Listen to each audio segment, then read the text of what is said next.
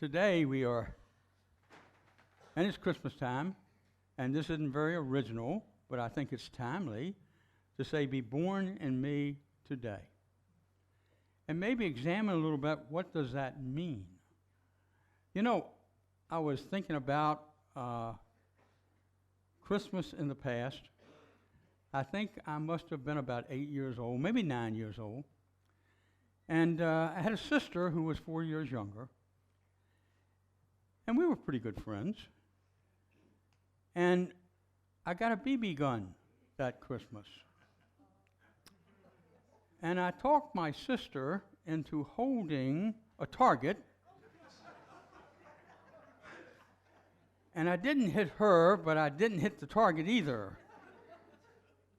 I mean, my eyesight was like 420 or something like that. I don't know, I couldn't see anything.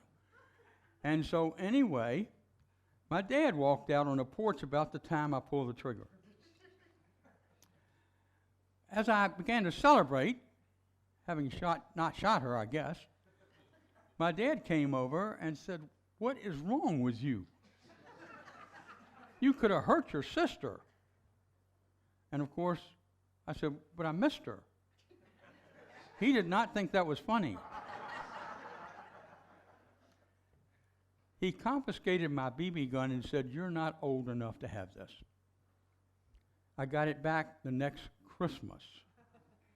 And I'm sure I was saying, "Oh, Lord, why me? What have I done to deserve this? I'm just having fun." But I still remember the Christmas, and I remember the double joy of getting a BB gun twice. Wanted to share that with you. So, as we look at Christmas and this whole concept of be born in me today, there is a quote by Calvin Coolidge, the 30th President of the United States, that says, "Christmas is not a time nor a season, but a state of mind. To cherish peace and goodwill, to be plenteous in mercy, is to have the real spirit of Christmas." And I think we all know that and understand that. And what is the real spirit of Christmas? What does it mean in unity to understand and feel and experience Christmas in a different way? And so as we look at that, there are two ways we can look at Christmas. One is called the exoteric Christmas. That's pretty fancy for me, by the way. And what it means is that Christianity is an exoteric Christmas, Christianity deals with the letter or surface meaning of the teachings of Jesus. In other words, what it's really saying is that we take the letter that is written down, welcome back, Jolene, that is written down, and as we experience that, we take it literally. Okay? That Mary was born, that Mary had a virgin birth, that Joseph decided to marry her eventually, that they went to Bethlehem and Jesus was born and there were shepherds out in the fields, and all of this is taking place on December the 25th, because that's when we were told Jesus was born. Of course, I'm not saying none of that happened because I don't know. I wasn't there. But I think maybe there's another way that we can look at Christmas that has more depth and understanding to it. And that is really looking at the metaphysical Christmas on the next slide, which calls esoteric Christmas. Christianity deals with the deep metaphysical truths that Jesus taught.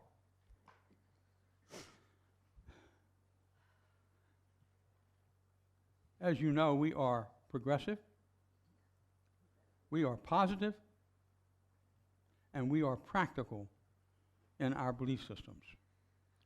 We really look at principle and how we live in principle as evidence, as a reflection of who we are and how we shine as the Christ light.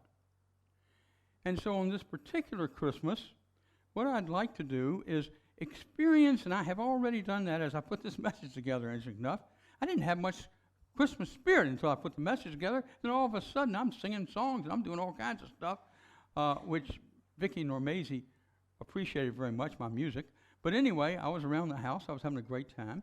And so I was feeling that spirit. And what I was feeling, I think, is that rebirth that we can bring into our own lives by choice. It's not something that has to happen to you. It's not something somebody says that makes you have a rebirth. It's the desire to grow and be spiritual in nature and to show up that way. That's what the rebirth is really all about. And I don't know about you, but times during the year, things happen, and as they happen, I really wonder about the need of feeling a separation from the Christ and that need for rebirth. It goes on and on and on. It's part of our spiritual evolution. And so as I come to understand that and live that, what happens is that I have a change. When I first came into Unity, it took about 5 months for me to really, really understand the change that was taking place in my life. To feel it, experience it, and know that I was thinking differently and I was even acting differently. It's kind of interesting because this Jewish friend of mine said, "Richard, I want you to go to lunch with me today." I said, "Okay." So we went to lunch. He sat right across the table from me. He looked at me and he said, "What has happened to you?" I said, "What?" He said, "What has happened to you? You are a changed man. I see it. I feel it." And I said, "Well, I started going to this church called Unity." And he listened, and I realized that I was showing up different. You see, because I had been born once again. I was born again when I was 12 years old in a Baptist church. I was born again when I was 18 years old because I thought you were supposed to be born again in a Baptist church. But this time, when I was born again, I felt something within me, not outside of me. I felt something touching my heart. I felt something putting light in my life. I felt born again in a traditional way, not as explained by many ministers from the faith I'd come from the denomination I come from, but really I was experiencing it perfectly in the heart way. And it was making a difference how I showed up, how I said good morning to people even. I didn't even know it. That's what my Jewish friend let me know. When I was into ministry and he was in the hospital, he called and he asked me to come and pray with him. He was a wonderful fellow. As far as I was concerned, I then understood that we come to God in many different ways, through different faiths and different traditions. But we all know and experience that same revelation in our lives. Also, I think that what I found myself doing was being willing to receive and willing to give. And what I'm talking about is not so much money, but I'm talking about the desire in my heart to share what I experienced and also to be compassionate with others, to see them in the Christ light, to look through their stuff, which showed up sometimes, and to love them. That was a change that was taking place in my life, which really brought me into ministry. I didn't know any other way to express it. And so at that particular Christmas, I remember that we celebrated Christmas in somewhat of a traditional manner. As a matter of fact, what we did is the first Christmas that I was the minister at the church, we actually had a Hispanic Christmas.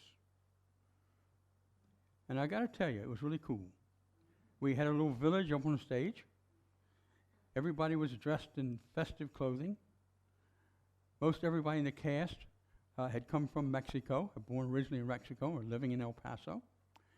And one of the things I really loved is we had the 3 wise men. Now, one of them was a peasant, or considered to be a peasant, from Juarez. The other one was a cowboy. from El Paso. And the third one, interesting enough, was a priest. Yeah, at Christmas, coming down the aisle as the three wise men, okay? So we did it a little non-traditional, but people loved it. At the end of the service, I stood up and I said, if I can say it now, Feliz Navidad. And what I said was, Navidad Feliz. I lived with that for the next 6 years. But anyway, so what I want to do is just this idea of releasing and letting go is share a story with you. There was a young woman named Donna. Donna was 11 years old, and she was writing about her experience at Christmas when she was 11 years old.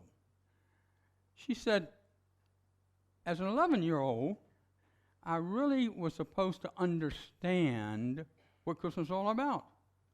And she said, but I didn't really, because all I thought about is what am I going to receive this Christmas?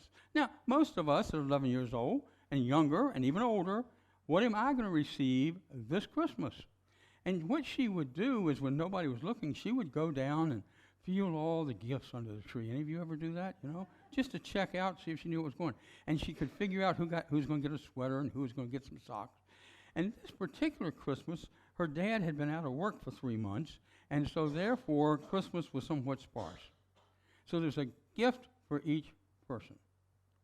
And she would feel around, and she figured it all out before anybody could open anything, except for one box. It was addressed to her mom, and she didn't know what that was. And so when they came to Christmas morning and they started giving the gifts out, what happened is that Donna got her gift and could not show how disappointed she was. This was not the gift that she was expecting, nor did she want. But it was all the family could afford, but she just couldn't understand that. And then as they got to the end of the gifts going out, her mother handed her and said, this is for you. And it was a box, and the label had been turned over, and her name was on it. But she knew that was the box that was for her mother. And it was a hair, boom, boom, whatever the word is. You got them at home, blower, hair blower. I said, okay. You got a hair blower. It was a hair blower. And what Donna said is the first time in her life, she understood why giving was more important than receiving. What a great story. What a great way to look at Christmas within ourselves. That we're here to give and to share. Not to wear ourselves out, but to give and to share in such a way that we can take a moment, be revitalized, and then be back again to give and to share. And so, the next thing we look at in this idea of birth and rebirth of the Christ is when we hear, feel, reflect, and manifest the I am, the Christ nature, and the power of Spirit. Like I said, I was in Unity for about 5 months before I really, really got it, where I again had that rebirth. It was in May. It wasn't Christmas time. Edwin Gaines, some of you know that name, some don't, okay, had come to our church in El Paso to speak. And she held a weekend. And as she would do, she would talk about prosperity. But she really approached it for the first time in my life a different way. She talked of it as a spiritual gift, a spiritual opportunity. And what she did was ask us to go into a moment of meditation, a guided meditation. And what I remember, and this is why I say this is when it really took place within my heart, when I knew I was on the right track, was I sat in that meditation, and she said, I want you to see a screen. I want you to see a couple of trees behind the screen. And I want you to see that screen, and I want you to recognize the color in the screen. And I looked, and I was kind of disappointed because I saw a gray screen, just gray. And then the next thing that happened, she said, now what's on the screen? And all of a sudden, in my mind, the screen came alive, and these words started pouring down the screen. I couldn't even catch it. I couldn't even tell you what was there. Just pouring and pouring over and over again. And as I sat there, I opened my eyes, kind of trying to hide because I was crying. What's a 50-year-old man doing crying? But I was. And I turned to Vicky, my wife, and said, please forgive me for anything I haven't done to support you. And she said, you're already forgiven. Please forgive me, with tears in her eyes. That was our conversion. I know that's an old-timey word, but that's what it was. Where we released and let go and said, the Christ in me is present, I feel it, I know it, I'm experiencing it right now. It was like a Christmas present in May. So when we look at unity, we really do understand that we are principle. Not we believe in principle, we are principle. That we are love. Not that we believe in love, but we are love. That we are truly sharing life together, not by accident or coincidence, because it is planned. I believe that. I don't think anybody's up there pulling the strings, but I come some kind of way, because we are spiritual beings most and foremost, that we are experiencing each other for a purpose. I don't think you're here this morning by accident. I don't think the friends that you have, the relationships you have, are accidental. I think each of us are here to share with one another and to teach one another, by the way. And sometimes that can be difficult. One of the things I recognize is that Christmas is a very difficult time. Some of you, I know, have lost loved ones. This will be the first Christmas without them. Some of you are feeling alone. Some of you are hurting because Christmas hasn't always been kind to you. And yet, what we can do, and what we are taught in unity, I think, and what I know inside my heart, is that I can change my mind. I can see a situation that seems to be very difficult, very gray, and from it I can learn and grow and experience Christmas through a rebirth once again. There was a woman named Athena, and her story is a story of hallelujah. Excuse me. It's a story of hallelujah. And Athena came to a Unity Christmas Eve service. She was born into and raised in a family that would be called non-religious today. They didn't go to church. They weren't interested in church. They didn't talk about religion unless it was from a historical standpoint. It was not something of interest to anybody in the family. She had two brothers also. They were good people. Her mom and dad loved her, but they did not say, here is a religion that you need to follow, which is a real benefit sometimes. And so what happened was, at that Christmas Eve service, she actually heard and felt the unity message. Soon after that, she not only joined the church, but she took a prayer class. It was the first thing that she took, where she learned about prayer and meditation. And she knew something had come alive within her. But she also heard somebody in the church say, don't tell anybody. Don't go out and just tell everybody. Let it sink in. Let it come naturally, and they'll see the difference. And so in her prayer class, what she decided to do is pray for her two brothers and sisters-in-law, and each of them had one child, that they would find something like unity in their lives. One had an addiction problem, was functional but had an addiction problem. One could be depressed, not clinically, but depressed in such a way that could not participate fully with the family.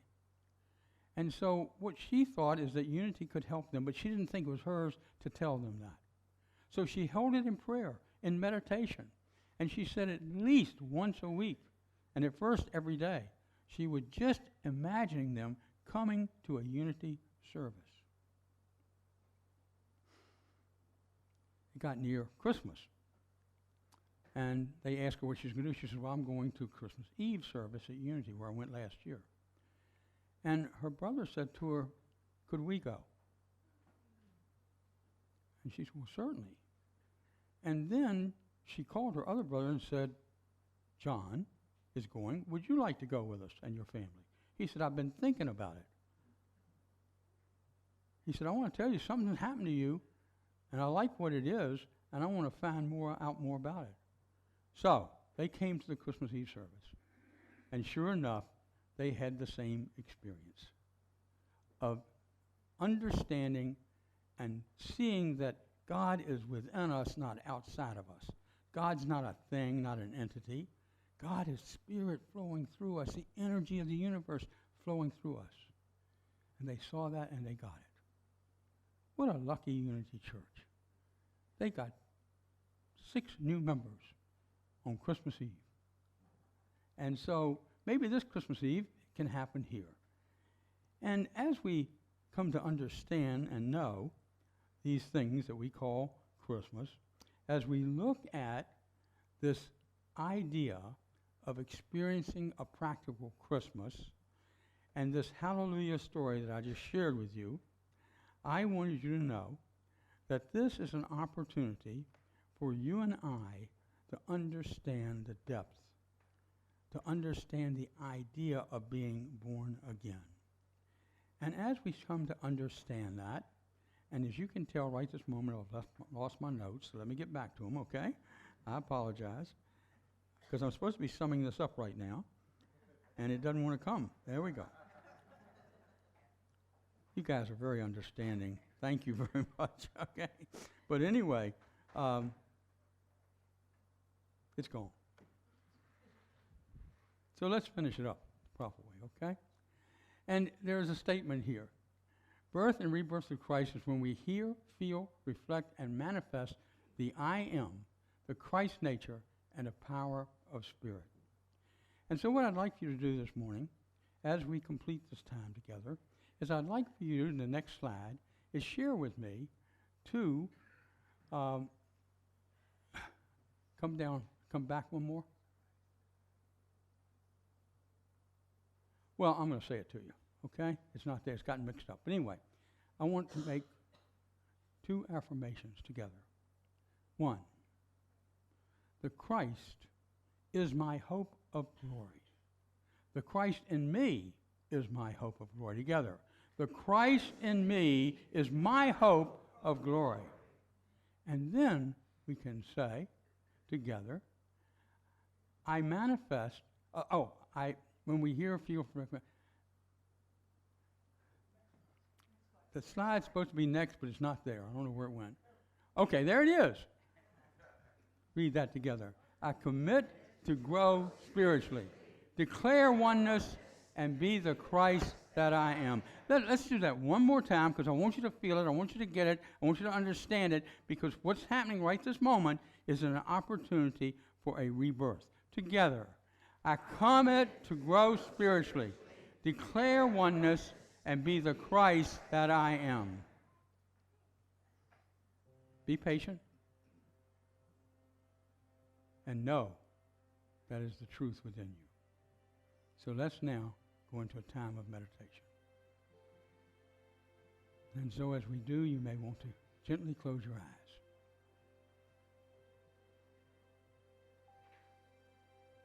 Feel the presence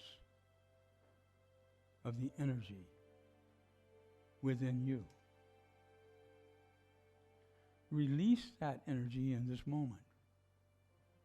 And then feel the presence of the energy here, in this room, in this place, as we connect together in our oneness.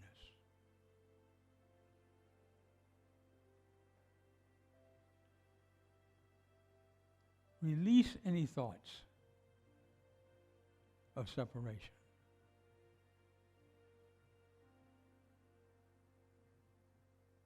If you are feeling lonely, if you are feeling lost, if you are missing the absence of someone, take the time to grieve to feel and to experience what is happening. And then over time, allow yourself to release the loss and to accept the spirit of every relationship, of every individual, of our family members. And then we are experiencing Christmas once again. Consciousness is eternal. And in this moment of silence, feel and experience that consciousness.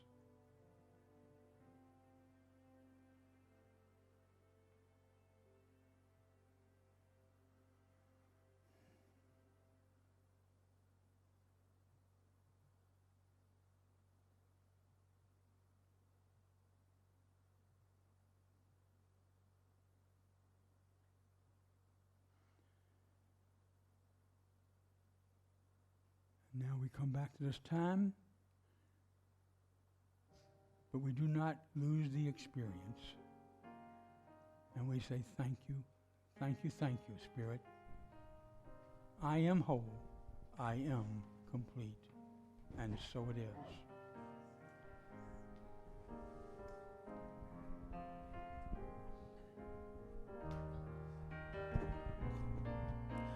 Flow, Spirit, flow through me as I open up to be an expression of your unfolding peace. Show, Spirit, show through me as I open up to be an expression of your unfolding